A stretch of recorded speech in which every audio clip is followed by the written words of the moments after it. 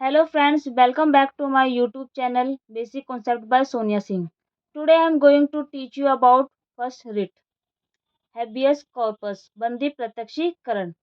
Last class में हमने पढ़ा था रिट क्या होती है, यह क्यों दी जाती है, इसका क्या महत्व है। आज की क्लास में हम फर्स्ट रिट habeas corpus के बारे में पढ़ेंगे। यदि किसी भी बच्चे ने रिट से संबंधित पहली क्लास नहीं देखी है तो कृपया करके पहले उसे ज़रूर देखें, अन्यथा आपको आज की क्लास समझने में थोड़ी दिक्कत हो सकती है। तो चलिए दोस्तों, आज की क्लास स्टार्ट करते हैं अबाउट बंदी प्रत्यक्षीकरण। बंदी प्रत्यक्षीकरण को जानने से पहले रिट्स के प्रकार जान लेते हैं कि कितने टाइप की रिट्स होती हैं और कौन कौन सी होती हैं। रिट्स टोटल 5 टाइप्स की होती हैं। फर्स्ट है बंदी प्रत्यक्षीकरण, हैबियस कॉर्पस। सेकंड है परमादेश मैंडमस। थर्ड है प्रतिषेध प्रोहिबिशन।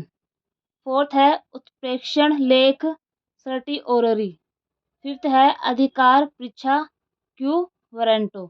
सबसे पहले हम पढ़ेंगे बंदी प्रत्यक्षीकरण के बारे में।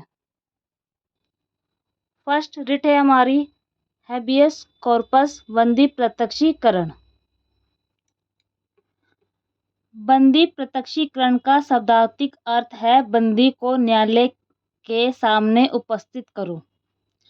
यदि किसी व्यक्ति या नागरिक को गैर कानूनी ढंग से कार्यकारिणी के किसी पदाधिकारी द्वारा बंदी बनाया जाता है या कारावास में रखा जाता है तो वह इस लेख रिट का प्रयोग अपनी मुक्ति के लिए कर सकता है। दोस्तों, बंदी प्रत्यक्षीकरण का शब्दार्थिक अर्थ होता है बंदी को न्यायालय के सामने उपस्थित करना। अगर किसी भी इंसान को बंदी बनाया गया है तो रूल ये कहता है 24 घंटे के भीतर उसे न्यायालय के समक्ष हमें उपस्थित करना है। और अगर किसी व्यक्ति या नागरिक को गैर कानूनी ढंग से बंदी बनाया गया है या कारावास में रखा गया है तो वह इस रिट का प्रयोग अपनी मुक्ति के लिए कर सकता है। इस लेख की प्रार्थना बंदी व्यक्ति स्वयं या उसकी ओर से उसके किसी मित्र या रिश्तेदार द्वारा भी की जा सकती है।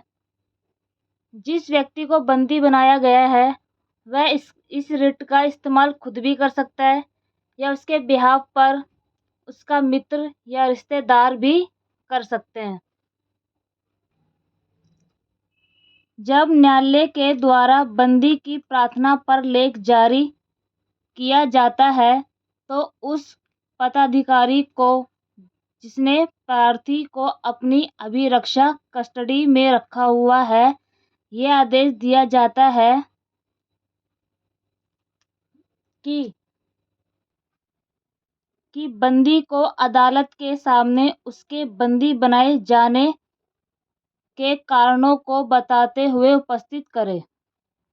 अगर कोई भी व्यक्ति या नागरिक जिसे बंदी बनाया गया है, कारावास में रखा गया है, अगर उसे लगता है कि उसको गैर कानूनी ढंग से बंदी बनाया गया है तो वह इस रिट को जारी कर सकता है और वह अपील कर सकता है न्यायालय में।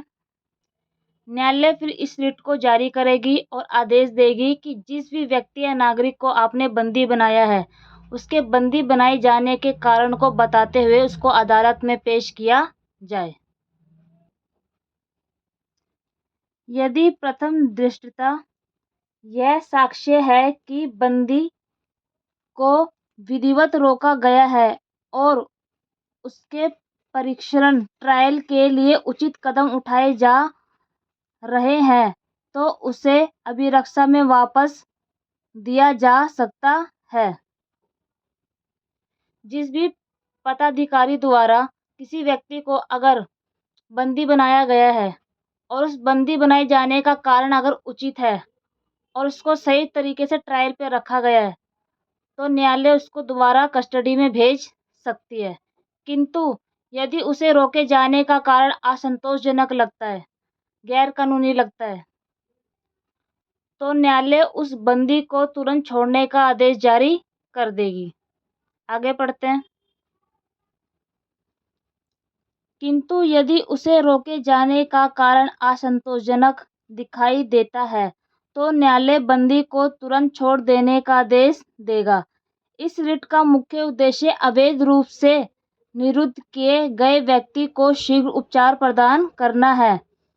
यह रिट एक आदेश के रूप में उन व्यक्तियों को जारी किया जाता है जो किसी व्यक्ति को अवैध रूप से बंदी बनाए हुए है। इस रिट को जारी करने का मुख्य उद्देश्य यही होता है कि अगर किसी व्यक्ति को गलत तरीके से, गैर कानूनी तरीके से उसको बंदी बना रखा है तो उसे तुरंत छोड़ा जाए।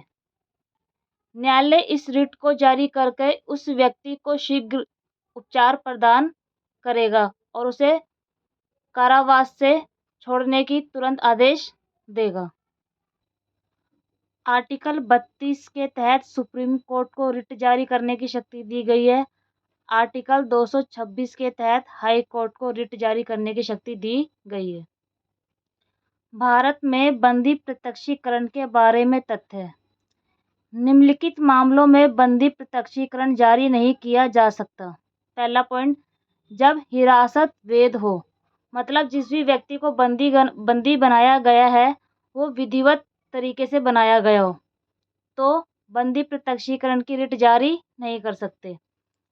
जब कार्यवाही किसी विधानमंडल या न्यायालय की अवमानना के लिए हो तब भी ये रिट जारी नहीं की जा सकती। हिरासत सक्षम न्यायालय द्वारा दी जाती हो। अगर हिरासत में किसी व्यक्ति को लिया गया है और हिरासत में लेने का आदेश स्वयं न्यायालय ने दिया है तो बंदी प्रत्यक्षीकरण की रिट जारी करने का कोई मतलब ही नहीं बनता। हिरासत न्यायालय के अधिकार क्षेत्र से बाहर हो तब भी इस रिट को जारी नहीं कर सकते। आज की क्लास यहीं पे समाप्त होती है। नेक्स्ट क्लास में हम अगली रिट के बारे में पढ़ेंगे, परमादेश मैंडेमस। आई होप आपको आज की क्लास समझ आई होगी।